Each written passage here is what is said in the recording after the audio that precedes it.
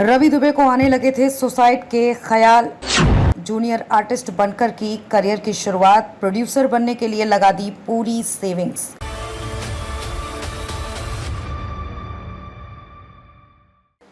नमस्कार, मैं खुशी और आप देख रहे हैं स्वतंत्र भारत न्यूज। आइए नजर डालते हैं इस वक्त की खास खबर पर। रवि दुबे एक्टर से प्रोड्यूसर तक का सफर तय कर चुके हैं। उन्होंने अपनी पत्नी सरगुन मेहता के साथ मिलकर कई टेलीविजन शोज प्रोड्यूस किए हैं।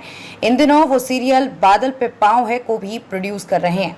बतौर प्रोड्यूसर रवि ने अपने पहले शो उड़ारिया में अपनी पूरी सेविंग्स लगा दी थी। बता दें, रवि पहले इंजीनियरिंग में करियर बनाने वाले थे। कॉलेज के दिनों में उनके मन में सुसाइड के ख्याल भी आने लगे थे। बातचीत के दौरान एक्टर ने बताया है कि बुरे दिनों में वो खुद को मोटिवेट करते थे। एक बातचीत के दौरान रवि ने कहा, मेरे पिता चाहते थे कि मैं इंजीनियर बनूं, लेकिन मेरा मन पढ़ाई में बिल्कुल नहीं लगता था। मेरा रुझान हमेशा से एक्टिंग की तरफ ही रहा है। मैंने पढ़ाई पूरी की, हालांकि इंजीनियरिंग की बजाय एक्टिंग का रास्ता चुना। पढ़ाई के दौरान मैं खुश नहीं था। उन दिनों मैंने कई उतार चढ़ाव का सामना किया है। दरअसल मैं बहुत ही लाड़ प्यार वाले माहौल में पला बड़ा हूँ। इंजीनियरिंग करियर के लिए जब मुंबई आया तब एक बात समझ आई कि हर चीज आपके हिसाब से नहीं होगी। आपको उस वक्त दिल दिमाग का संतुलन नहीं था। वो दौर बहुत मुश्किल भरा था। उन्होंने आगे कहा, जब सुसाइड के ख्याल आने लगे तब मैंने खुद से बातें करना शुरू किया।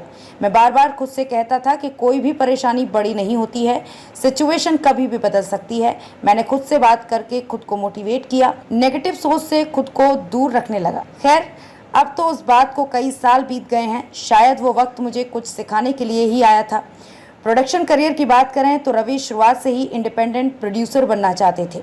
इस बारे में उन्होंने कहा, मैंने और सरगुन ने कभी फाइनेंस के लिए किसी का सपोर्ट नहीं लिया।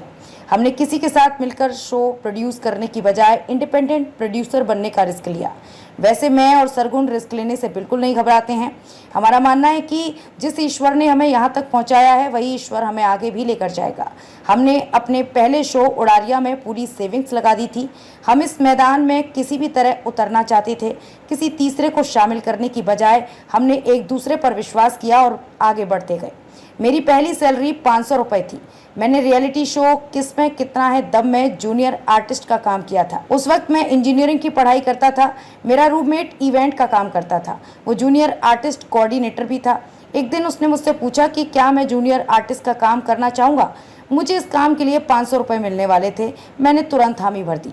शूटिंग के दौरान ऑप्टिमिस्टिक प्रोडक्शन की हेड विपुल शाह ने मुझे ऑडियंस के आगे की लाइन में खड़ा कर दिया। मैंने शो की होस्ट गुलपनाग और हुसैन कुवाजेरवाला के पीछे डांस किया था।